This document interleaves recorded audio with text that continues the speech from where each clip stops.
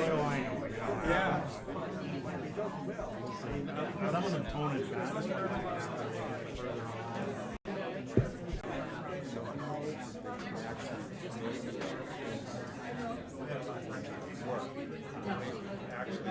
Get there. Accepted.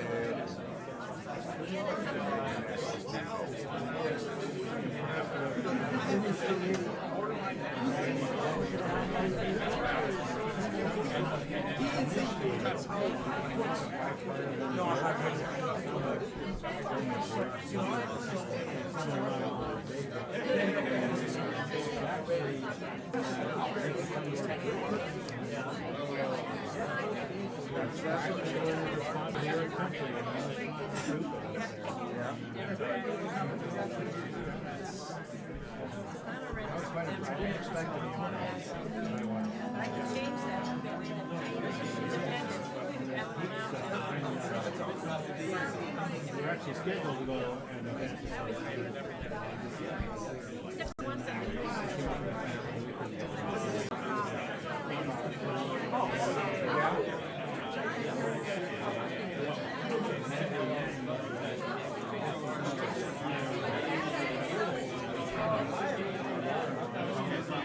No problem, Urea. Love you too. We're just trying to get the connection good in here.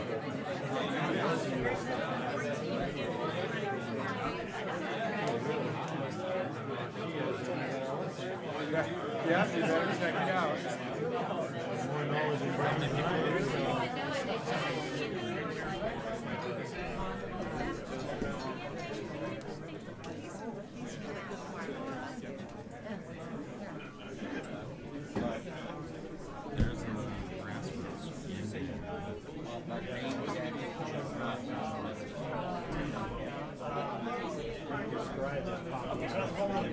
I know what I'm saying. I think that's part of it.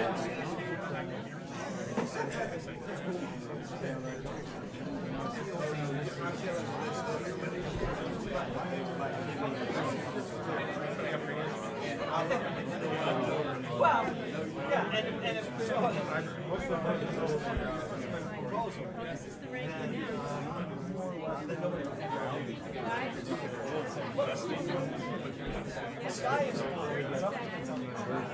There's definitely not 120 people in here, but the event was scheduled to start at 4, but as we know, Andrew's late for everything, so who knows how long until he actually gets here.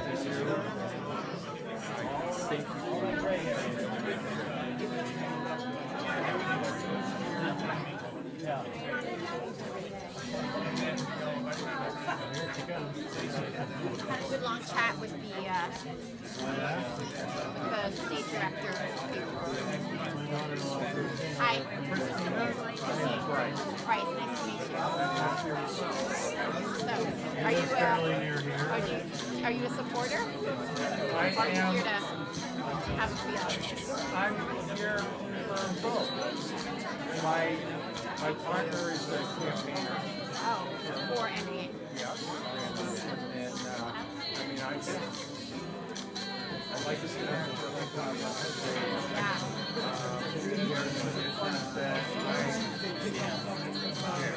Yeah. I don't actually agree with everything he says, but I think he's actually a fabulous. I'm not sure if it's Really make it laugh. but I think it's very helpful. Yeah, stuff. I mean, that's like one, like I was talking about promises. I think it's really not a good thing for candidates to make promises because it's so hard to implement something. There's more than just one person involved in getting something done. So I mean, it takes a lot of convincing to do all kinds of stuff. But I like pro-environment. Yeah. Who believes in science. Yeah. Eminent. And I mean, I know science can be biased.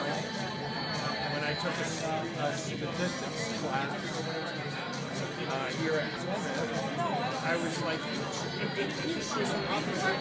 gotta be kidding me. You can prove anything with any kind. It's just change the parameters and this and that. Throw the numbers around and you can prove that air is bad to breathe and water is bad to drink. You know? It's like, yeah.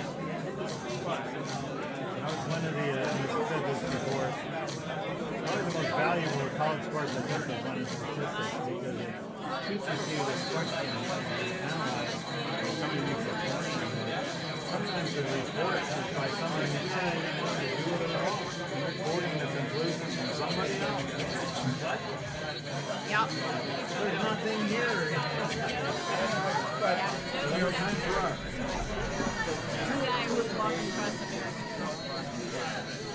That's truckers, truck stops, Uber drivers. People not having anything to do is more than just people not having anything. I agree. Totally. I'm going to go get an ice cream. I'm going to check to see if I can go get an ice cream next door. And if I can, otherwise I'll be back in a minute. No, I don't. No, thank you. I also doesn't want an ice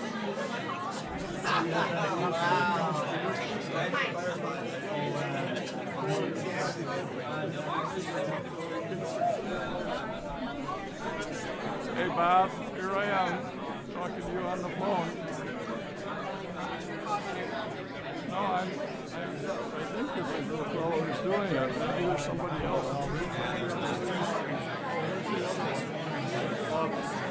Okay, I see. I get it.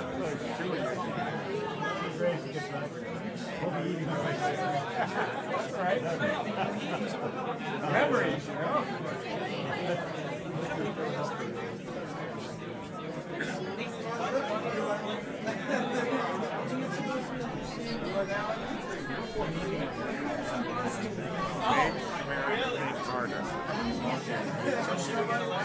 I was wearing the hat. I had so many people be like, "Oh yeah, I love math." You know, like I had this one guy in the hardware store. He was like, "Yeah, my wife's a professor." And I was like, "No." I said, "I like math too, but that's not what this hat's about." And then I turned around and on the back, Yang 2020.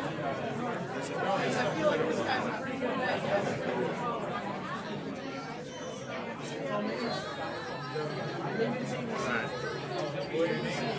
I don't know. I can only imagine some backwoods characters possibly getting insulted if they really thought about it.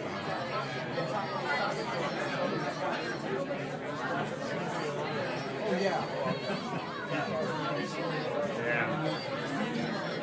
That's the second time it fell down. Let's get some more tape on it. Looking for other locals that I know. Seeing that. You know, there's a lot of my friends from up north that they hardly even heard of them. They live in there, you know, like they have a lot of in the ski area. Do Zach and Matt work for the campaign? Absolutely not. Completely independent. Though you could say we're shills. So there's some of them, once they get hooked in, you know, they've been working up there for years now, they're full-time employees, and they're doing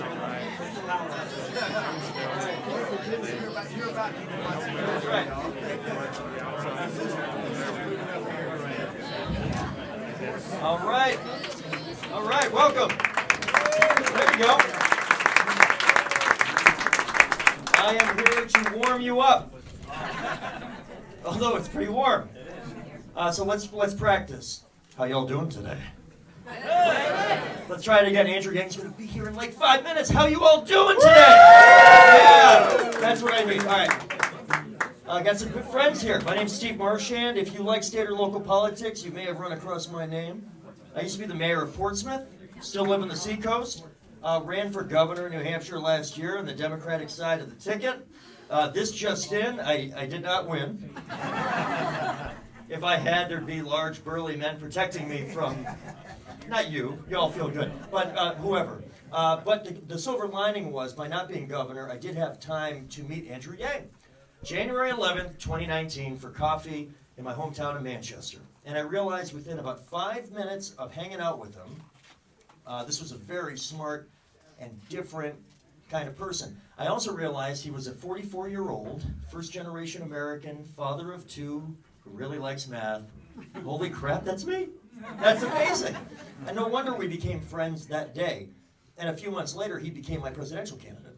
And I joined the campaign in an advisory role around April 1st. And I thank him because he's making me look smarter every single day. The Yang Gang is growing. In fact, let me ask, how many people here might call themselves certifiably Yang Gang? Yeah! Yeah, okay. So it's hard to raise your hand for both of these questions. How many of you would classify yourself at a minimum as, Yang curious?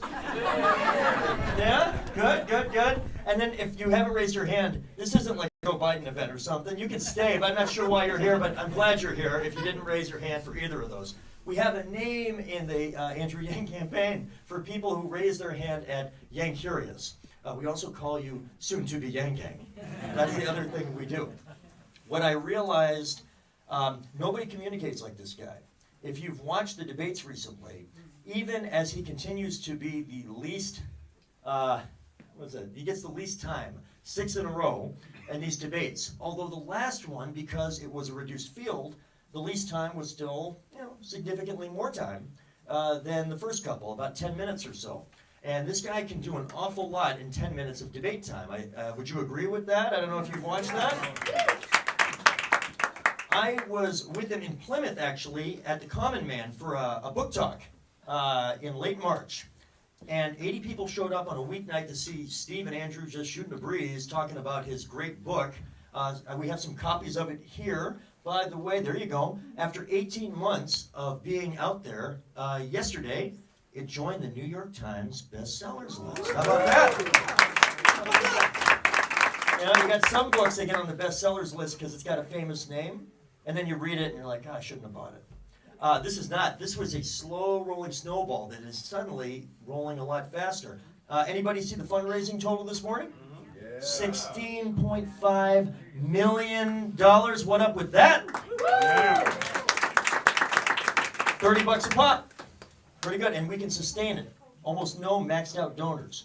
So we're one of the few campaigns that can grow. When I met him, he raised $1.7 million the entire first quarter of the year. He raised almost $1.4 million on December 31st. I mean, he raised 10 times more money this quarter that just ended than he did in the first quarter.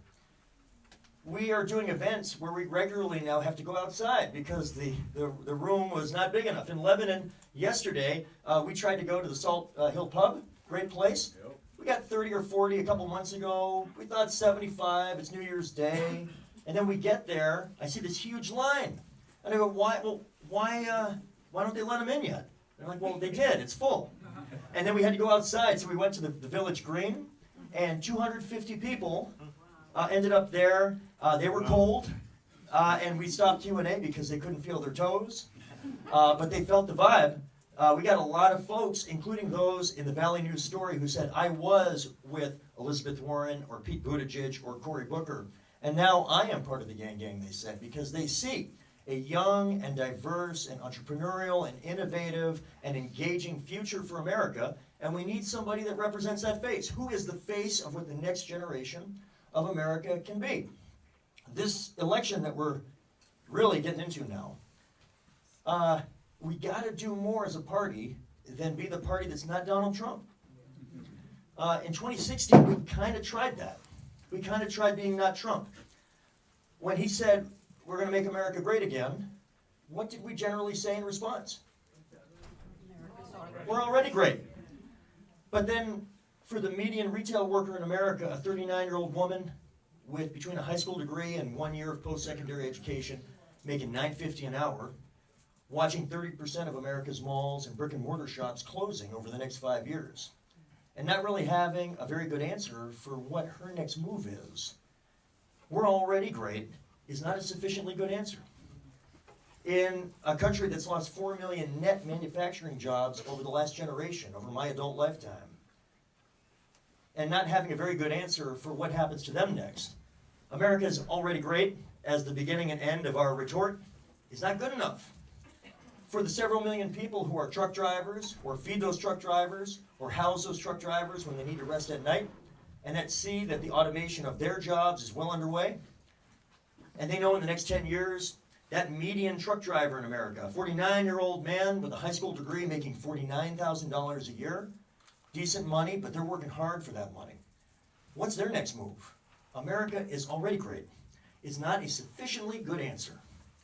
And so it's really important that we nominate somebody who isn't just in a position to charm you, though he is a hell of a charming guy, but somebody who sounds different, because the last thing people want to do is to go back, right? Donald Trump promised to go back. We'll build a wall. We'll keep the immigrants out. We will turn the clock back on jobs. We'll bring back the manufacturing jobs of 50 years ago. We will bring coal back, as if the green energy future is not something that we need to do, and frankly, inevitable as long as we keep moving our head forward on it. Those are answers that don't work. But if we are a party that is defined, if we nominate somebody who is largely defining ourselves, our candidacy, our party, the future of our country as what we are not, we are at grave risk of re-electing Donald Trump as president. Now, I don't know how many folks here feel like it is difficult to conceive of President Trump receiving a second term. Do you take it seriously? Andrew Yang takes it very seriously. And the funny thing is, the candidate that may take it the most seriously of all is also the major presidential candidate who probably spends the least time of any of the candidates on that stage actually talking about Donald Trump. He already knows how you feel about Donald Trump, whether you love him, you don't like him but you tolerate him, or you dislike him to your core. Donald Trump's, the opinion Americans have of Donald Trump is as set in stone as any first-term incumbent president, probably in our lifetimes. So this is not about a discussion about making you feel differently about Donald Trump the person or Donald Trump the president. What people want to know is, if I'm going to elect you, what are you for? What are you going to do that's genuinely going to make my life better? When we talk to people about the freedom dividend, one of the proudest moments I was of Andrew was a couple months ago. There was a debate where the first half of the debate was on economics, domestic policy.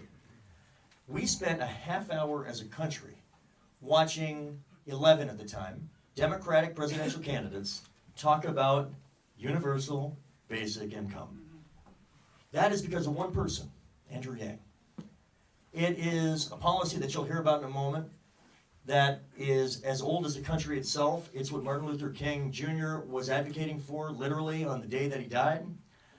It is an idea that has passed the House on 2 different occasions in the early 1970s. It is actually, despite being an incredibly progressive concept, probably out of all the different proposals you're hearing, major proposals from candidates for president, it's the one that probably has the best chance of passing in a bipartisan way when, not if, when Andrew Yang is president. Now, how many of you have seen Andrew in person before? Okay, I think I'm going to like the second question based on that. So how many of you, is this going to be the first time to see Andrew in person? That's awesome. That is awesome. Thank you for being here. Give yourself a round of applause, because here's the thing. 3 months ago, it was a flip. Most of the crowd. 3 months ago, a Yang event, all right, I'm closing up. Sometimes they tell me he's here in 4 minutes, and 22 minutes later, you're like, why the hell is Steve still talking? But I'm happy to tell you today is not one of those days, because I'm going to cut it short, because you heard enough of me. You need to hear from the next President of the United States. He is right here. Ladies and gentlemen, our friend here in New Hampshire, Andrew Yang.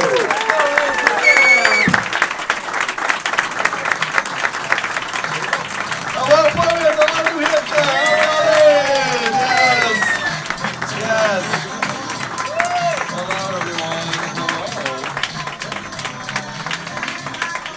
Applaud forever. I'm kidding. Thank you all. I appreciate you so much. So, First, let's give Steve Marchand another round of applause. Steve and I just played basketball with some overeager high school students. Did you tell that story? No, but go ahead. So Steve is a former tennis state champion right here in New Hampshire and played basketball, and he has a deceptive game, so don't let him fool you. But yeah, he helped carry the team to victory. Did we win? Yeah, we won. Yeah, we won. Yeah, we won. I have to see those high school kids, a little overeager, not as much restraint. You know, I'm sort of used to it like, at this point. It's been funny, I've been playing ball a few times on the trail, and most of the time people are so determined not to injure me that I feel like I'm sort of like radioactive on the court. Where like anytime the ball, people just like kind of like part like the Red Sea, and I'm like, oh, look at this.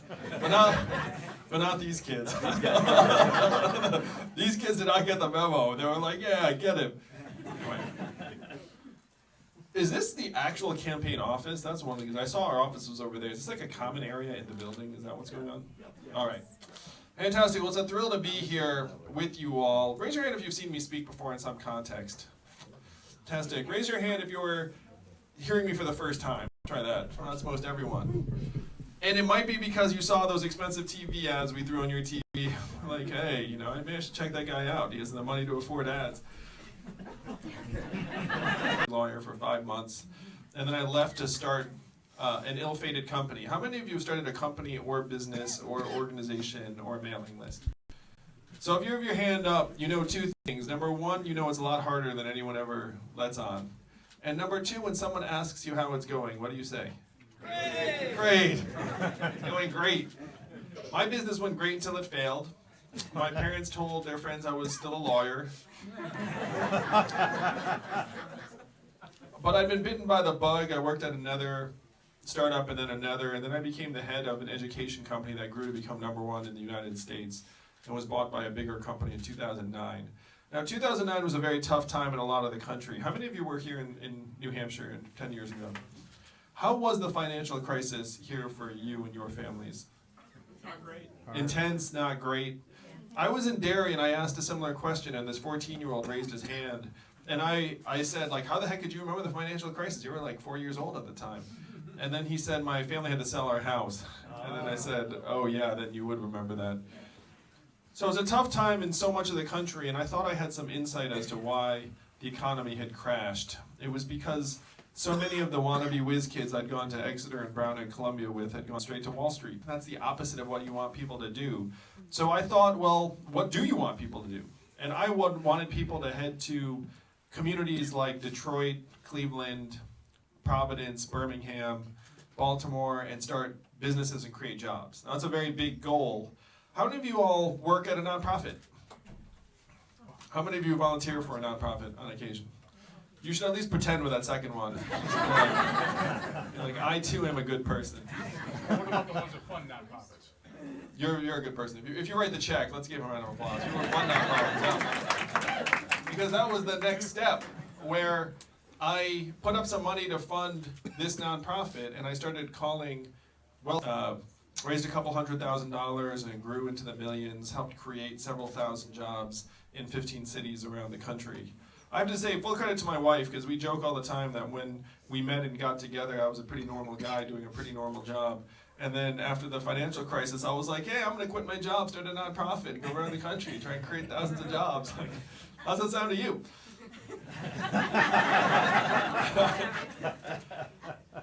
And the organization was successful enough where there was a movie made about us. I was honored by the Obama administration multiple times, so I got to bring my wife to meet the president. So my in-laws were really excited about me that week.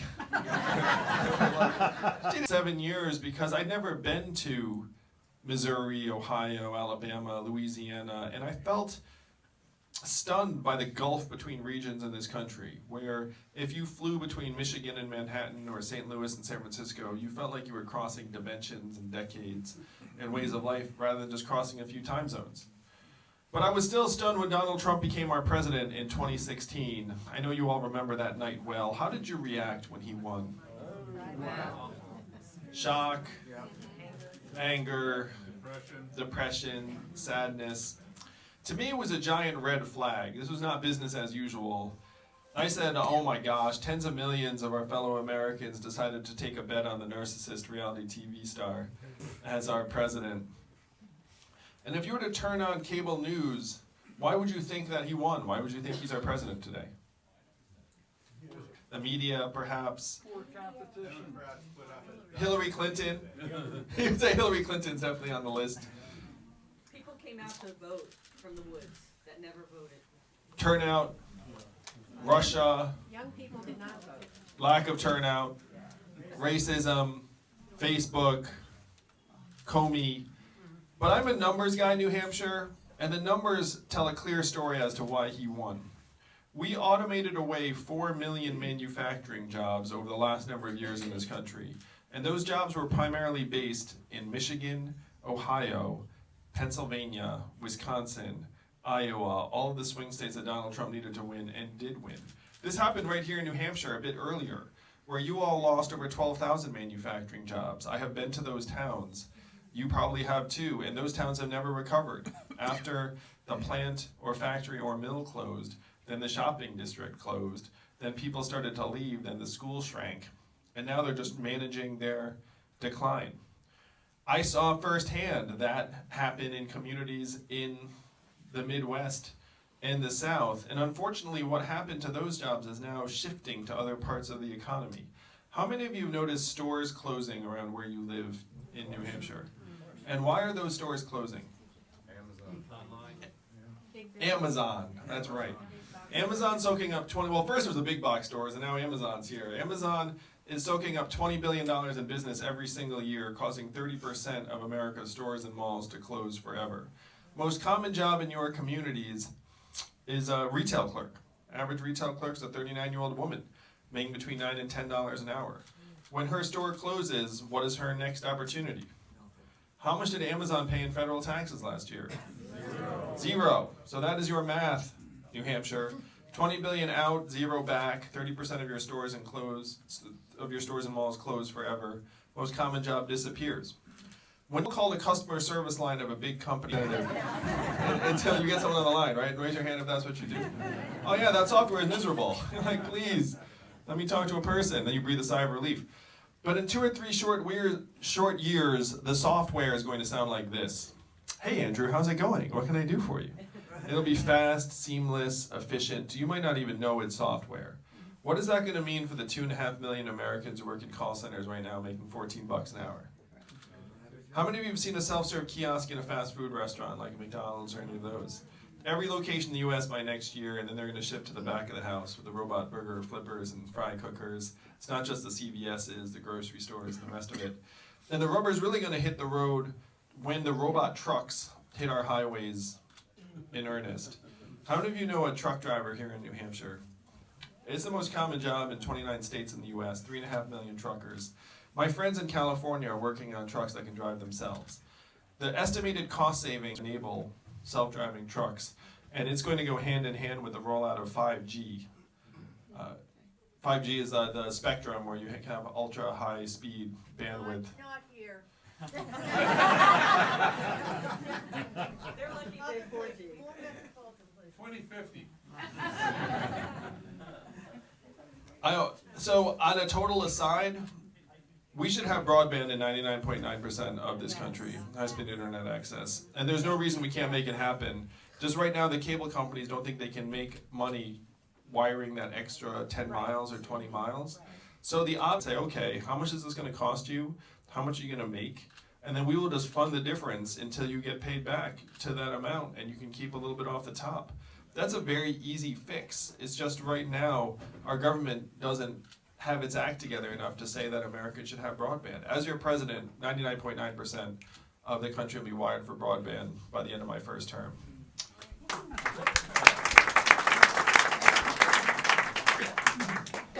So the robot trucks hit the highways, if you doubt this is real, we just had a robot truck take 20 tons of butter from California to Pennsylvania with no human intervention 2 weeks ago. Why butter? I have no idea. But if you Google robot butter truck, you will see the story. UPS just invested in one of these robot truck companies. They have pilot trucks on these right now. What is this going to mean for the 3.5 million Americans who drive a truck for a living, or the 7 million Americans who work in truck stops, motels, and diners that rely upon the truckers getting out and having a meal every single day? This is the greatest economic and technological transformation in the history of our country, what experts are calling the fourth industrial revolution.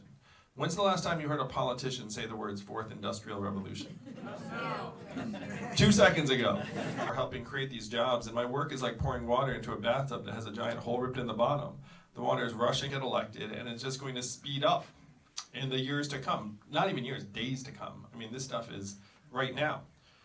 So I went to our leaders in DC and I said, what are we going to do to help our people manage this transition? We are scapegoating immigrants for changes that immigrants have very little to do with. And this is an historic transformation that we have to start helping people manage. And what do you think the folks in DC said to me when I asked, what are we going to do to help? Yeah, number one was, Andrew, we cannot talk about that. Number two, we should study that further. And number three, we must educate and retrain all Americans for the jobs of the future. How many of you heard a politician say that last one? Right. And then I said, look, I'm a numbers guy. I checked out the studies. You all want to guess how effective government-funded retraining programs were for the manufacturing workers who lost their jobs? Not very, 0 to 15%. They're a total failure. Half the workers who lost their manufacturing jobs never worked again. And of that group, half filed for disability. You then saw surges in suicides and drug overdoses in those communities to the point that our life expectancy as a country has declined for the last 3 years in a row. You know the last time America's life expectancy declined 3 years in a row?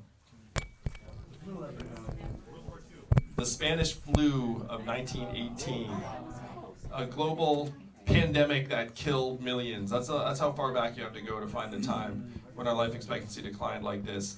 It's highly unusual for your life expectancy ever to decline if you are a developed country. Experience this directly and personally. So when I said to the folks in DC, well, the retraining programs don't work, the answer I got to that was, I guess we'll get better at it. And one person said something that brought me here to you all today. He said,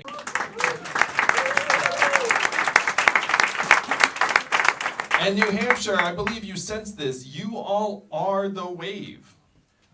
You all are among the most powerful people in our country today. You have the future in your hands. I did the math. Do you know how many Californians each of you is worth?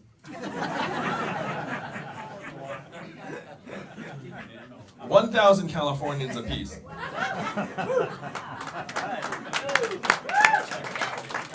So if you look around this room, I'm going to give a Trumpian estimate. There are 500 people in this room now. So let's say there are 100 of us in this room today. That's 2.5 football stadiums full of Californians.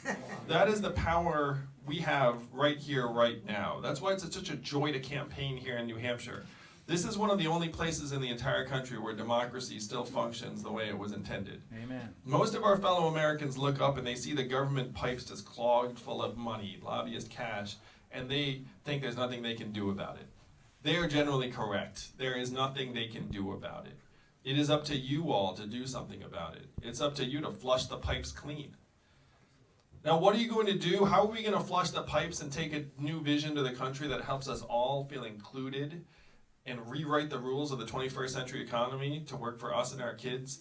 If you're here today, at some point you heard there's someone running for president who wants to give every American $1,000 a month. And I know the first time you heard that, it sounded like a gimmick, too good to be true, will never happen. But this is not my idea, and it's not a new idea. Thomas Paine was for it at the founding of our country. He called it the citizen's dividend for all Americans. Martin Luther King, whose son I had the privilege of meeting with in Atlanta, fought for this in the 60s, called it the guaranteed minimum income, and it is what he was fighting for when he was killed in 1968. 1,000 economists, including Milton Friedman, the patron saint of libertarianism, endorsed this in the 60s. It passed the U.S. House of Representatives twice in 1971. And then 11 years later, one state passed a dividend where now everyone there gets between $1,000 and $2,000 a year, no questions asked. And what state is that? Alaska. And how do they pay for it? Oil. And what is the oil of the 21st century? Data, technology, software, AI, self-driving cars and trucks. A study just came out that said that our data is now worth more than oil. How many of you saw that study? How many of you got your data check in the mail? So if it's so valuable and people are profiting to the tune of tens of billions of dollars off of our data, where is the money going? It's going to Facebook, Amazon, Google, and the mega tech companies that are sucking us dry and paying zero or near zero in taxes. Jeff Bezos is worth $115 billion post-divorce. It's just a statement of fact. There's no judgment there. How is it appropriate for his trillion-dollar tech company to pay less in taxes than everyone here today? If you want to, and this is again the power you have. You are the only people in the country who can change that, who can rewrite the rules so that we get our tiny fair share of every Amazon sale, every Google search, every Facebook ad, every robot truck mile. If we do this, we can easily afford this $1,000 dividend for each American, in large part because the money doesn't disappear in our hands. Where will the money go if it's in your hands, let's say in 2021? How will you spend it? Healthcare. Food, healthcare, Car. rent, loans, car. How much of it would stay right here in New Hampshire? Most of it. Most of it. Not all of it. A little bit of it would float up to the cloud. You might get your own Netflix password or buy an extra blender on Amazon. But most of it would stay right here in New Hampshire. It would go to car repairs you've been putting off, and Little League signups, and daycare expenses, and home improvements, and local nonprofits, religious organizations. This is the trickle-up economy from our people, our families, and our communities up. This would make our people stronger, healthier, mentally healthier, less stressed out. It would also give our kids a secure path forward. Because how many of y'all are parents like me? If you're a parent like me, you have this sinking feeling that we have left our kids a real mess. And we have left them a real mess. If you were born in the 1940s in this country, first congratulations, because that's pretty good. Yeah, by the math. Yeah, I mean, you're already 70 plus, that's pretty good. But if you were born in the 1940s, there was a 93% chance that you were going to do better than your parents. That's the American dream that brought my family here. If you're born in the 1990s, you're down to a 50-50 shot. It's declining fast. That is why Trump won, and that is why we as parents feel like our kids are not going to inherit the same kind of future that even we lived. And that's before you take into account the giant problems like climate change and other things that we've left for our kids. But even just by the numbers economically, why has college gotten 2.5 times more expensive over the last number of years? Has it gotten 2.5 times better? No, it's 2.5 times more expensive.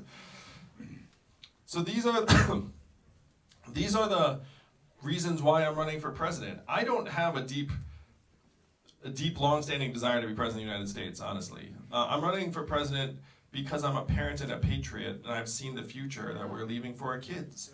We should not accept what we're leaving for our kids. We can do much, much better.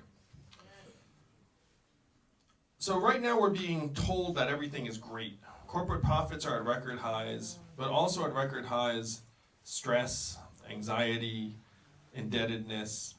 Again, even depression, suicides, and drug overdoses are all at record highs. So if your GDP is going up and your life expectancy is going down, which do you listen to? I know which we should listen to in part because of what's going on in my own family. My wife is at home with our 2 boys, one of whom is autistic. What is her work included in our economic measurements every day? Zero. That's not just her and every other stay-at-home parent in our country. It's caregivers, nurturers, coaches, mentors, artists, volunteers, increasingly journalists, because now we're zeroing out local journalism. We put 2,000 local newspapers out of business because of the internet. These are the things that we claim to value most dearly, and the market is zeroing them out, one by one.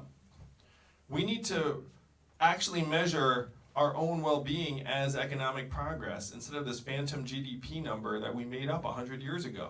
And even the inventor said 100 years ago, this is a terrible measurement of national well-being and we should never use it as that. And here we are riding it off a cliff 100 years later. Robot trucks will be great for GDP. They're going to be terrible for many Americans.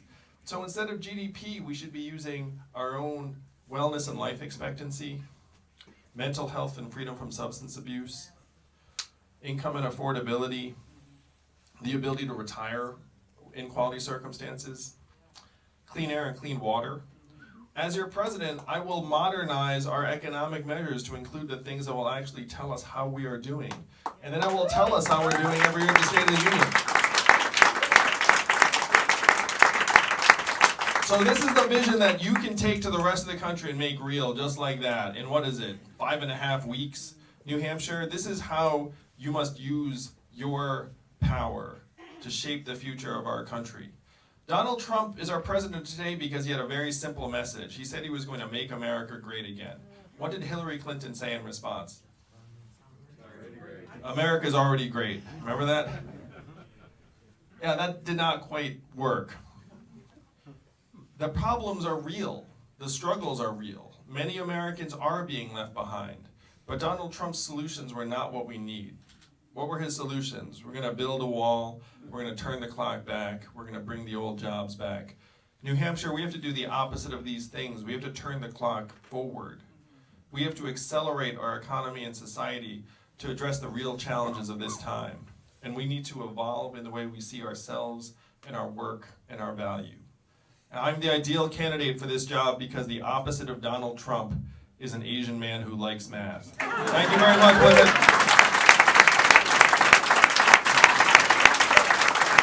Thank you very much. You may not know this, but math is an acronym. What does it stand for? Make America think harder. That's right. That is your job. It is your job to move this country not left, not right, but forward in 2020, and I know that's where you'll take us. Thank you, New Hampshire. Thank you, team. Happy New Year.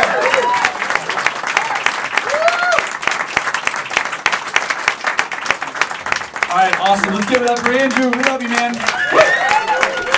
Thank you, guys. Andrew wants to see everybody. We're going to do photos. We're going to start the line right here. So if you guys are over there, I'm so sorry, but he will get to you. And then we're going to go out this way. So we're going to start the line right here. I'm super excited. And this was right first. Oh, here's photo for you. Thank you so much. I'm super excited. I've got the selfie. Thank you so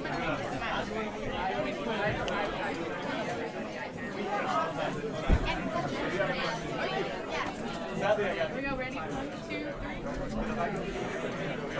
Thank you so much. Thank you. Oh, wow, what do you teach? Yeah, what do you got?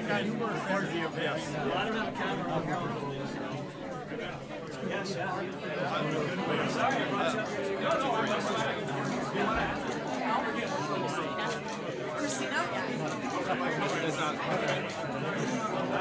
would vote for it. I believe that but 20 Republicans or 6 oh, you just put it. This is on like take home out. You want me to sign your hat, sir? I got a silly joke there. So what do you teach? Really? Guys, gotta go to the line. 2 weeks ago, you asked me what the hat meant. And I got one. You did. You did. That's great. You wrote this. They got a white pen. Now humble. Good for you.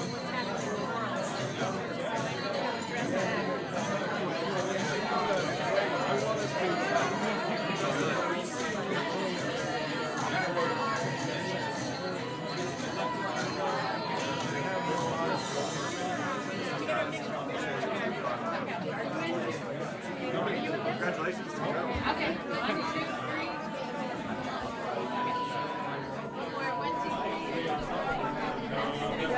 Thank you very much.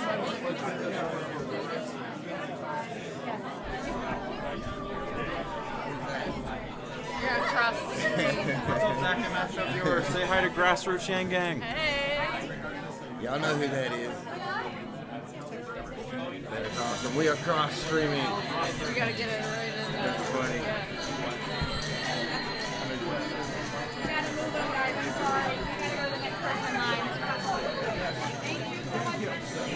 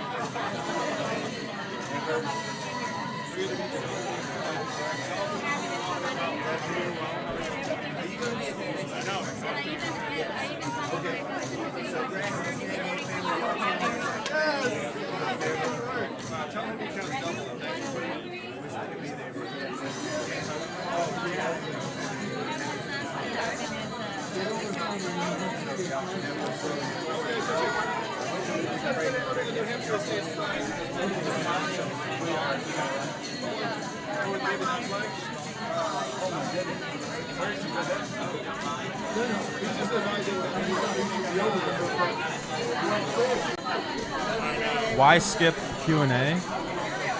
Because this isn't a Q&A, it's an office opening. This one too? Yes, ma'am. I got yours. Thanks for okay, this is yours. You guys are awesome. Thank you for being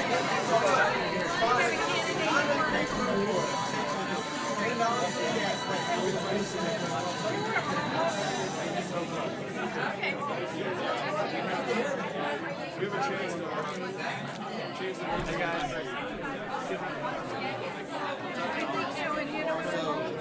We were talking about this. You guys are throwing numbers out there like he's gonna raise 40.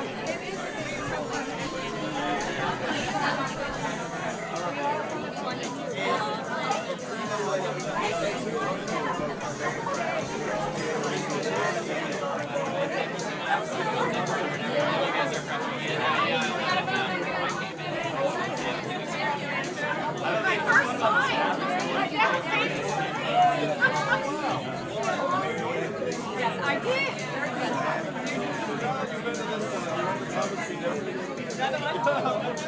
Can I ask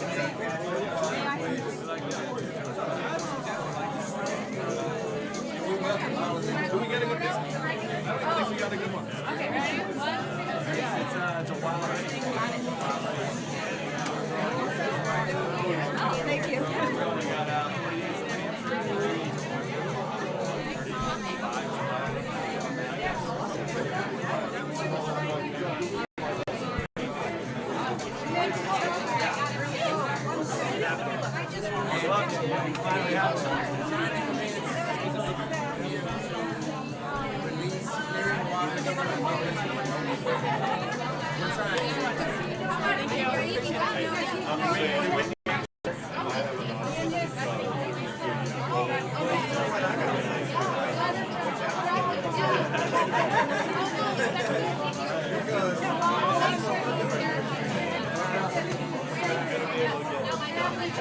Alright guys, I gotta do some shit.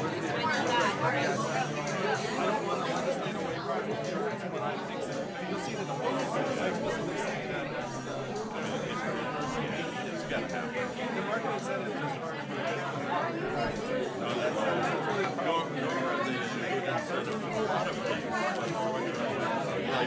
cell phone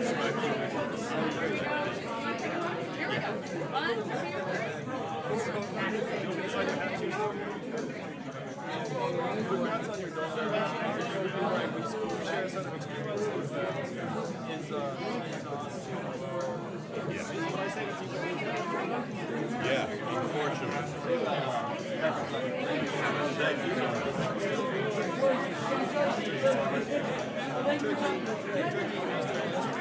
That was my oldest brother. Very happy to meet you. I played freshman football for Bowdoin College. It was the only game I ever lost that year.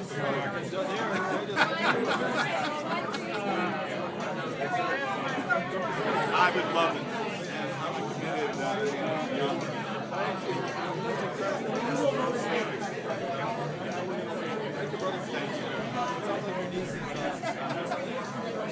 Yes.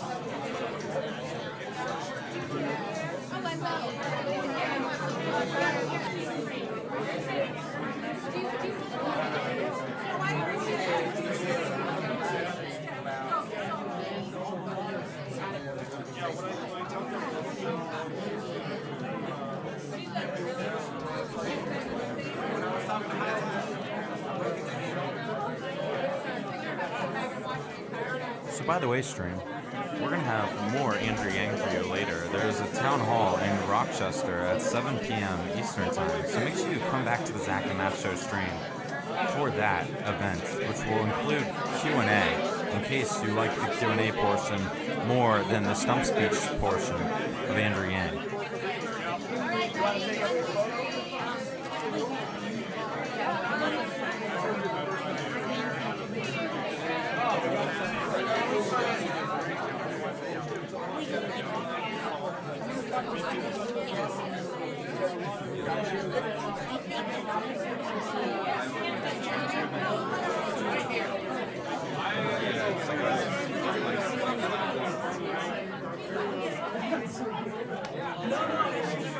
It's owned by Amazon.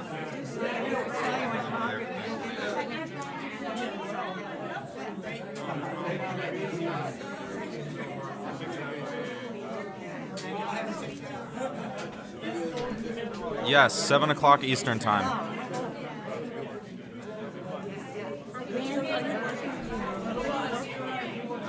Myself, I run a channel called the Zach and Matt Show on YouTube. I couldn't open it for the camera. I'm sorry. Oh, that's okay. Thank you for We being got here. one anyway. You got one already? In Concord, yeah.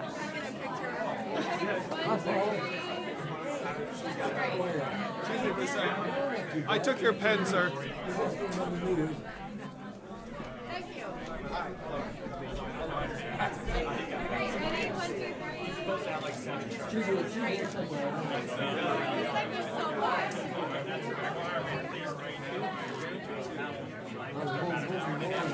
This is the editor of our local newspaper. We've met before. It's good to see you. It's a couple of newspapers in New Hampshire. Well, as you know, I love local journalism. Yes. I think it's a vital public good. It's very hard to have a functioning democracy. I do not understand why this is a pressing issue at the national level because it's everywhere.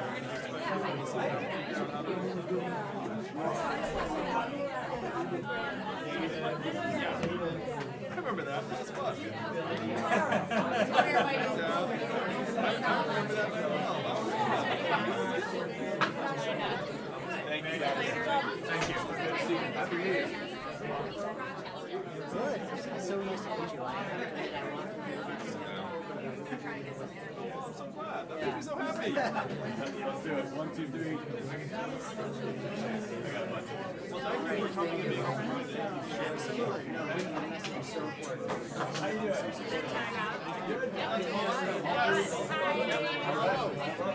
Glad you guys are here.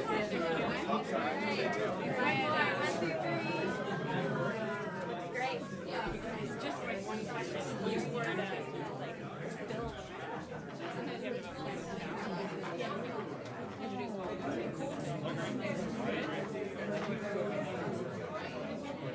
Of course, if you have the right team, there's like low-hanging fruit that unfortunately the Trump administration.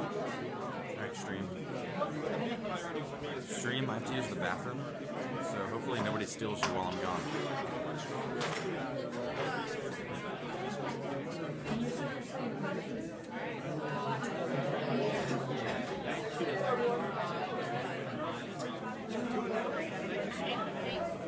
Hi, Viking. Viking. What's the school is this guy? You want to go this way? You want to go this side? Put Andrew in the middle. Good job with the water. Sorry. I kind of thought that was resemblance there. 1, 2, 3. Oh, man. That's great. Thank you. I love when I see kids.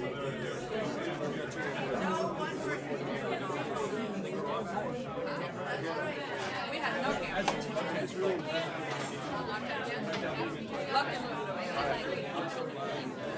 What level do you teach? High school. Oh, you're the cool high school teacher. Less cool high school teacher. This is the problem. We love the people outdated. We're staying all day. I cannot wait to do that. I want to team up with Mike Rowe, Jerry Jones, that these are the jobs of the future. They're secure. They feel like they're so. It's going to be public awareness, but these programs are harder to build. Like you need actual trainers. I got to contract and move. But thank you, sir. Teachers are the lifeblood of the so I got yeah. Thank you so much. Thank you, guys. Thanks for being here. Thanks. Oh, yeah. What I say is thank my wife. She's like, okay, take it in.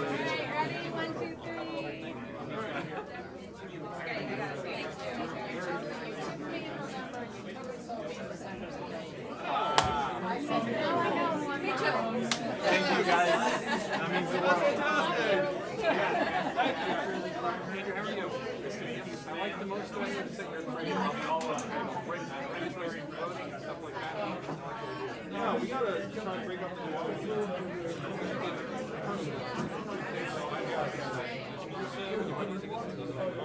You're smart. I often think that we should have best practices for the country. I mean, I haven't seen this still around. What do you think of term limits? How positive? You just don't know.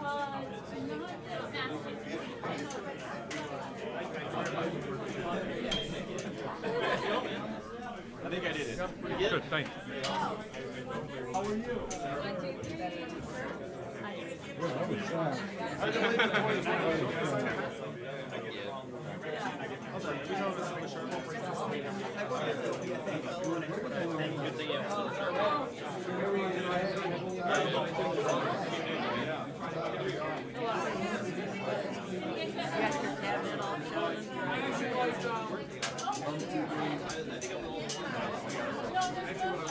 I'm happy to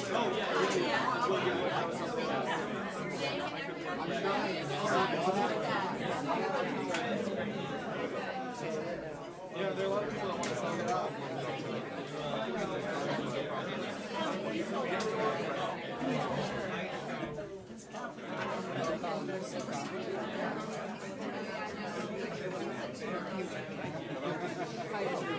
I taught at a charter school in Baltimore that wouldn't have been founded and wouldn't have kept running without the Herculean efforts of one of your EFA fellows. Exactly. I want to say thank you. That's a phenomenal guy.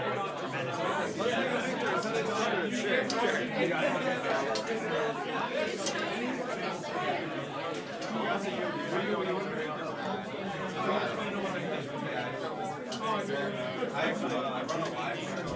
Well, thank you so much. Thank you on behalf of the So, I know you've sent some public assistance programs from kind of being foreclosed by accepting the freedom dividend, but some you don't, like KNF and food stamps. So I feel like what that means is as a struggling mother who gets $600 a month from food stamps and KNF, you know, Hampshire Coverage candidate is offering me $400, and if I'm a first-year associate for BAS making $390+. There's the book, guys. Full $1,000. Okay, my name's Team of Rivals. Would you like to? That's right. You can. Just leave it at that. My name's Ken Cerullo. The book is Team of Rivals. I try to meet every candidate in that's in a New Hampshire primary, and meet them and get them to sign my book. I've actually done that for a couple of election cycles now. Last election cycle, I have a book of Team of Rivals book signed in the previous election cycle. For 2012, 2016, and 2020. It's like you get a memento every election cycle. Exactly. All right. So, thank you very much. Have a good night, man. Yep. Take care.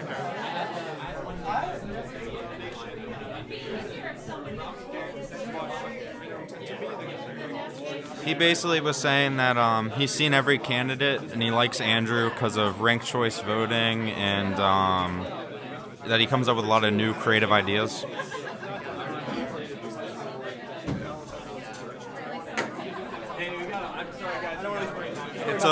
He tries to get a book signed with every single candidate, so. Makes sense. Thank you so much. Thank you. Hey, how are you? Yes.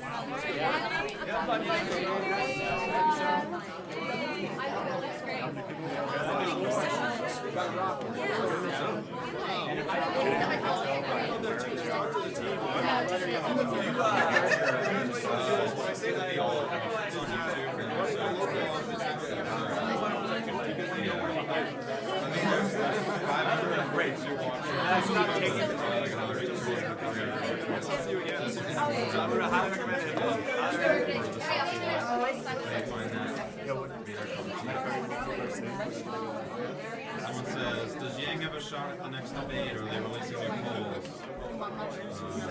Good to see many elder Americans voting for Yang. Musk is going to be the first president. Something that Hashtag poll the people. They're mostly Yang supporters, but then you get a few other supporters of other candidates. Some of them generally financial sit, others there just to like. Thank you guys. What I tell people is that it's the new They got to get like trying to like jam them into a square. Well, I would definitely say that to my wife. Good luck. Good luck. I've been following It's all human. It is. It is. Good luck, sir. Thank you. I'm Andy. I live in Boston. I first saw that. Thanks for being here. Come on in. Let's have Break news on your street. Thank you so much.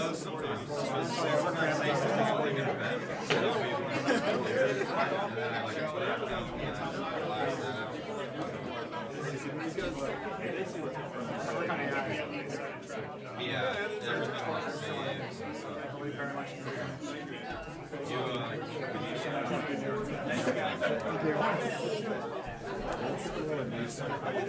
Here.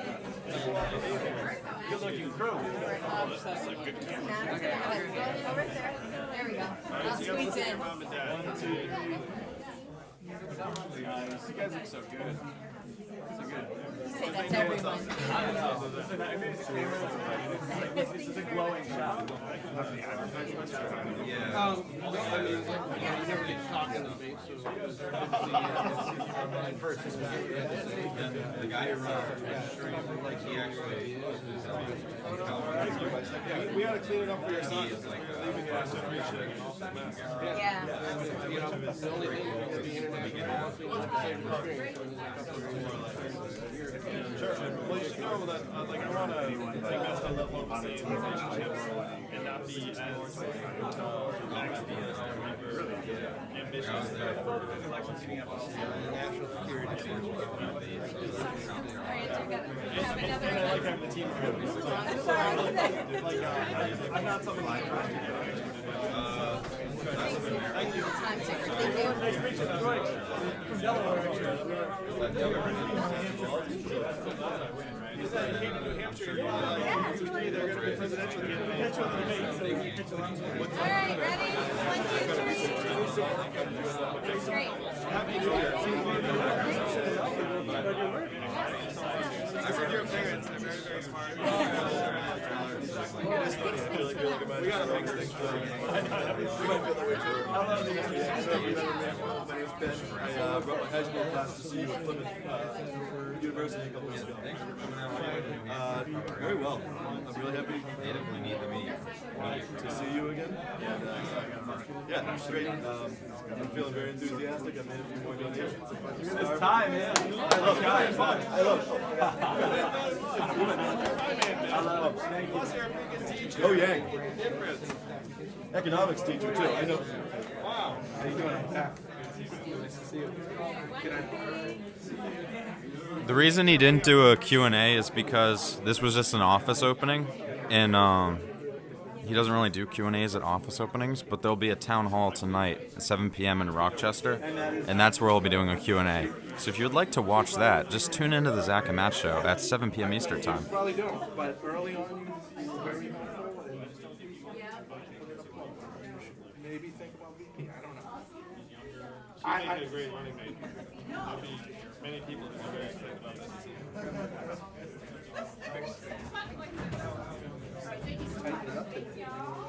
I have no clue how many people will be there, but we'll find out when we get there. You would know. Tim, I'm Brown alum. Yeah. Really? What's yours? 2006. Yeah, it's pretty. It's like the new 11. 1, 2, 3. The only issue with these streams is when you're in like. I hope you feel like this is a Brown University campaign. Right now, Yeah. during the actual speech. Awesome. Hey, thanks. Thank you, man. I feel educated after listening to Plugged in, it kind of gets I choppy. didn't, just enlighten me regarding the If you're in like the future.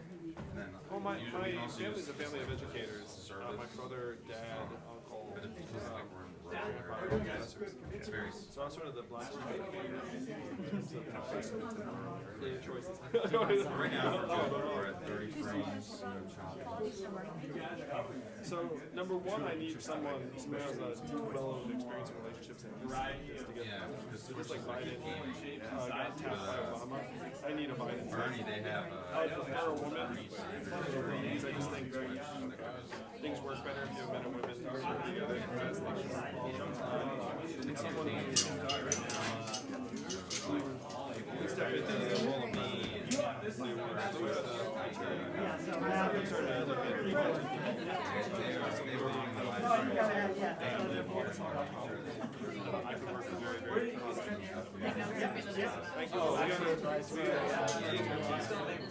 You go to BC? Yeah, undergrad down there. It's a great school. BC is such like an awesome land for smart I really so, no, number one, don't let them stress you out because they just think you take everything and then try and branch out because you're in Austin. Like, if you're good at managing your time, you actually do have some bandwidth. You guys are raised, you can take it out and technically and even start building some relationships. I'm sorry, I got my bad guy to take him. Thank you guys. Thank you. Such a pleasure to hear you speak. The thing is, you'll sit here and talk to me for hours. And that is really helpful.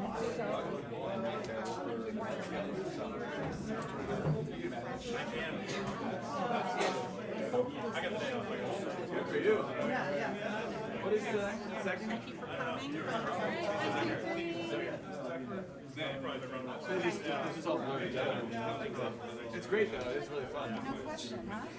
Yeah. Thank you. Thank you so much. Alright, so nice to meet you again. I met you over at the Common Man before. Can I get this filled out to Dawn and Trisha? We're going to get my parents. It's a strategic move. Sure thing. It is, man. So is it DON? Yes. And then TRS. Please vote for me. Don't do that. That's Come to the dark side. Just kidding. This is a good side. There's a reason he's a candidate. You're not running next? Maybe if you pick up Big Coke Guy 2020. Thanks, you, man. Appreciate it. Yeah, I got you. Thank you.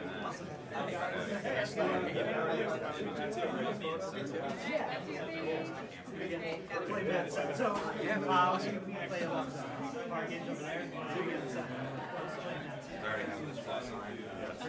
Yeah. Both sides. I've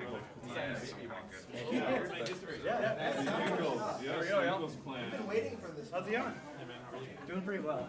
Oh, so beautiful. Yeah, I'll put a good sign on my play mat. Yeah, no, you go ahead. Something I'd be interested in doing, but we just Thank you. All right, let's get a photo. Let's do it. Commemorate. Yeah, definitely. Let's get this out of the shot. This memory. Nice to meet you too. Good to see you both. Yeah. That's good. There we go. 1, 2, 3. Nice. Way to frame the candidate. I think I got a bunch. Thank you guys. That's my nickname, you know, the candidate. Yeah, well, that's how we got it. You got to That's how call they the refer to candidate. me. How are you doing? Doing well. I'll hit that twice. Thank you. Perfect. Thank you. Hello. Oh, yeah. Andrew. Thank you. Good to meet you. Thank you. You are the first ever candidate I've supported for any nonprofit. Wow. That's incredible. Way to break the seal for this guy. 1, 2, 3. Thank you, sir. Thank you. Oh, please do. I won't give that one away. I gave my best. How are you doing? Pretty good. Fun? Yeah, I'm following your Twitter as well. Thank you for keeping up the good work. Oh yeah, you definitely do. It's always curious to see. I saw you guys in August in Moscow, and then I became a part now in not Yes, sir. Great event. Yeah. That last event, that's Oh when I yeah, was yeah, like, yeah. oh, We yes, were yes, so yes, there were yes. 30 people there, and I walked in and it was 40 minutes before, and it was already all the way full. So it was pretty crazy. Yes. My favorite moments. Yeah. I was at the Plaza event, and that was. I don't know what this is to say, Once failed, Yeah. but that wasn't my guy. Yeah, this is awesome. I was just knocking on doors and I wrote on all the flyers and date and time. Like this last week, I've been trying to get out. Thank you. That's awesome. That's perfect. Yeah, That's the best. yeah. It was, and the other day I I work in a restaurant in town a little bit too. I think you're I walked in, I was like, why not? That's what I'm like, when I say like a bumper sticker. Yeah, like, I know, I was at work, I had like 5 tables and I totally lost track of everything I was doing. Like, my service was downhill. Like, I'm so sorry. Thank you. Well, thanks for volunteering. My pleasure. Thank you for running. Thank my wife. Yeah, okay, let me see. That Louis C.K.'s like, his skit was like, I turned 40. Yeah, Oh yeah, absolutely. I almost forgot. Yeah, I've been out knocking on doors all weekend. All right, good to see you. I was writing the Thanks for being here. information for this event all around Plymouth, trying to get people to show. Yeah, no. So what's your name? Mel Ingalls? Mel Ingalls. I heard you saying to Andrew that this was one of the first, or if not the first candidate first. you've ever seen. First candidate running I for have ever office? supported for any political office, and I'm 61. Wow, that's awesome. What made you get interested in Andrew? I heard Andrew speaking in Laconia this past summer, and I think he's right. I think his arguments about what's happening to jobs, not just in this country but globally, they're being automated away, and we better figure out a way to deal with that. And he's the first politician I recall ever talking about what's coming and what to do about it, rather than what's been and how they feel about it. Yeah. Yeah, it's all And like it's facts. it's proactive, and you know, math is. I was a math major, so you know that helps too. But it's not the interpersonal. Although that's extremely positive. You know, I relate to Andrew well. Yeah. I think, and but I think from a policy perspective, what he is proposing is different from anything I've ever heard from any politician at any level ever. Yeah, So that's pretty much how I feel. Now I'm a lot younger, so I haven't seen as much, but that's pretty amazing. look, though. you could be 90 and you'd still say the same thing. Yeah. You know, we just have not had a politician like this before, and yes, he likes to say he's not a politician, but he's running for president. That makes him a politician. So, you know, I'm a volunteer for the campaign. I never thought I'd say that in my life, but I think his message is spot on. I think his ideas are great. I think they work together. I've read all of the policy papers on his website, and that's a long list, Yes, as you it know. is. And my background is business strategy, and one of the keys to business strategy is you have to make sure everything works hand in glove. You know, it's got to be internally consistent and coherent, and that's what I find with his policies. They are, and that's exciting to me. One more question. Sure. There were a lot of people at this event that said they were Yang curious, or like you hadn't seen Yang speak before, but it sounds like you were kind of already. This is, Yang I think, my Gang, for fifth sure. time I've Oh, fifth. seen him speak. Okay. I am Yang Gang. Yeah. I am a volunteer for the campaign already, and you know, probably go out and knock on a few doors tomorrow. So if there was people watching this video right now who were in that Yang curious group, or maybe they have him as their second or third choice, so they're interested in him, but they haven't done too much more research after that, what would you say to those voters? Good question. To me, Andrew has thought through the major issues facing the United States and the world today. And we've got, you know, we have one candidate who is all in on the environment. We have candidates who want to push social programs, and that's really their focus. Whereas with Andrew, he's really addressing the broad spectrum of issues, and as his slogan says, not left, not right, but forward. It's not a single issue that faces us in the U.S. today. You know, I've been polled a few times recently, and people say, "Well, what's your number one issue?" And they read off a list, and my answer is yes, because they're all important. Yeah. And Andrew is covering the spectrum, and I'm not seeing that from other candidates. I'm seeing, you know, I have this issue, or I have that issue, And Andrew's like, that's an issue. You're right. Here's my plan for that. And, but it's not the she has a plan for that. In the Warren campaign, these are integrated plans. Yeah. And I think the whole the thing he's known for probably best with the freedom dividend.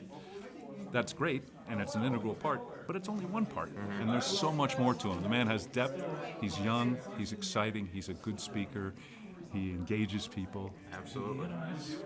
Well, thanks That for help? taking the questions Sure. and talking. My pleasure.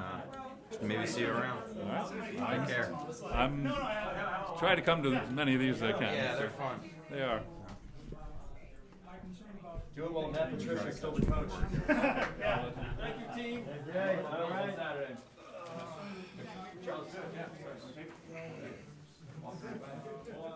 Jake. Oh, yeah. One, two, three. Here. Or am I going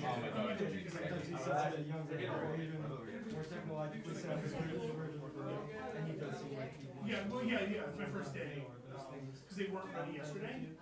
Yeah, so tomorrow. No,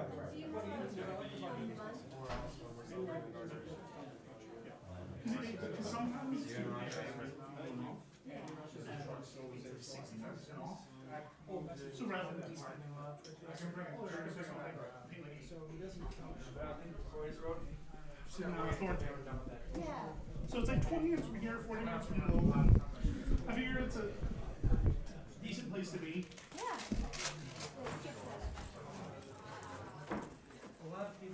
All right, stream. So Andrew just asked me, can you believe how far we've come since the beginning? And I said, I can't. And then he said, there's going to be something when we celebrate the inauguration a year from now. And it will be. But you guys got a canvas, phone bank, and text bank, and donate. Make it happen.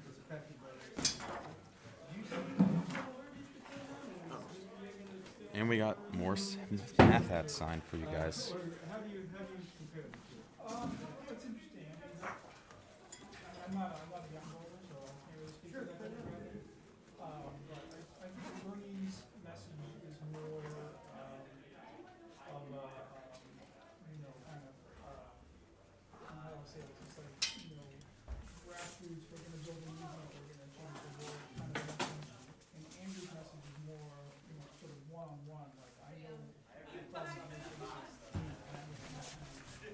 I do a little bit more of an intimate. It's a much more 5,000 feet rather than 50,000. Yeah, and you prefer? I definitely prefer it. Yeah, it's a much more personal. Okay. How about from that window this year? What do you guys think of Mr. Yang? Who else is at the top of your list? I mean, to be honest, like I haven't paid as much attention to the election as I should have been so far. That's okay. Some of us pay more extra attention for you, so that we're especially this guy. But I've been around him for the better part of this year. So Andrew?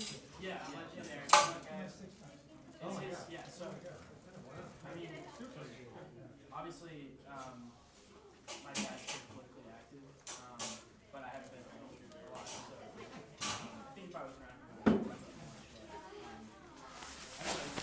it's very interesting. I think Bernie and Andrew are definitely the two most favorable candidates among kids my age, I would say. I mean, for me, like I don't want to speak a lot on my personal, preferences, just because I haven't kept up a lot with the election. But I mean, I guess it's tough because Bernie's been around for so long, and Andrew's definitely new on the scene. But I really like both their messages. Do you think for young people who are interested in both Bernie and Yang, maybe seeing the youngest, the slightly younger candidate rather than an older candidate is something that people will be appealing to? I mean, it's definitely a plus because I know that a lot of people are worried about Bernie's, age and his health and stuff like that. And Yang also pitches himself as a technology guy and his technology.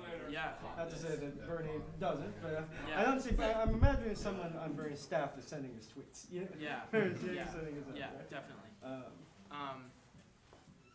Yeah, I mean, we can walk if you want. You guys need to get to the car or something. I mean, I think it's definitely just the thing I would say is just like from what I see in like my college campus is like Andrew is definitely like very forward thinking, and I think a lot of young people appreciate that. As for the other candidates, I haven't really paid a lot of attention to their like policies, but I think also right now a lot of people my age have kept in mind like they definitely want the best candidate that can defeat Trump. So That stretches across most Democrats. yeah, and like it's just finding the most suitable, because like really it's like it's not like it's not like dire circumstances, but it's like very like important that we have the best candidate that can like take him down. So it's very tough to think about like who would be the best. Do folks tend to think that like a Yang would be better about that than a Bernie because of how far left Bernie is, or? I mean, it's so tough to gauge because you just never know what Trump's gonna say. So it's true. So it's like honestly, you just have to have like incredibly thick skin, and I think a lot of people have criticized Bernie for being kind of like not as aggressive as he could be, and I think Andrew has like kind of a not like aggressive edge, but he's definitely like he's relaxed, and that allows him to kind of come off as someone that knows what he's saying more in a sense. Like yeah. I don't know. It's very tough, especially as someone that's so young, like to keep up with everything that's going on because there's just so much going on. You got a lot to do. Yeah. Where do you go to college? I go to Northeastern University in Boston. Yeah. Walk by it all the time in Boston. Oh yeah. I never thought I'd be spending so much time in transit in New Hampshire and Boston. Yeah. How about you, sir, real quick, and then I'll let you guys go.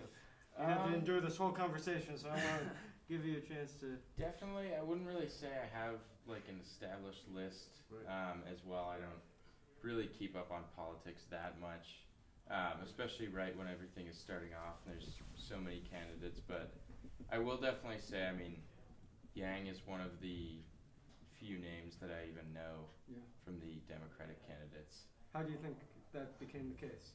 Well, my parents are they support him a lot.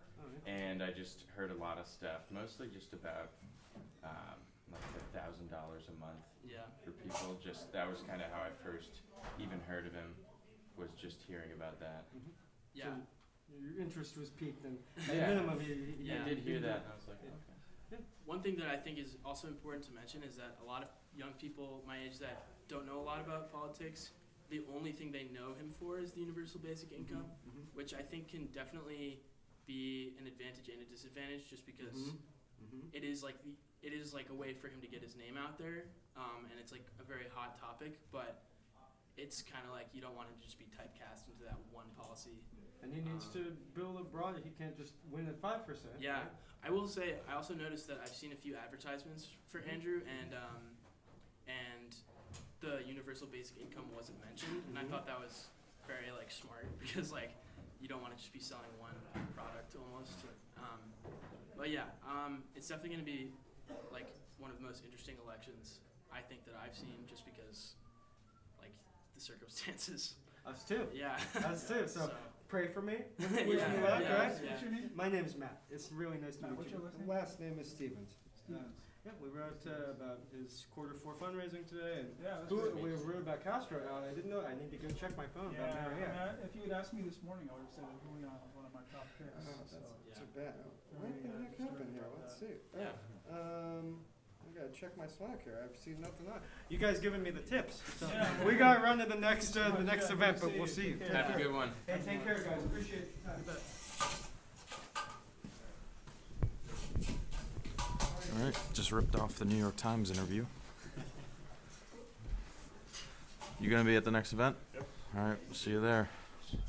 All right, guys. So this portion of the stream's gonna end, but we'll be back at 7 p.m. Eastern time in Rochester, really quick.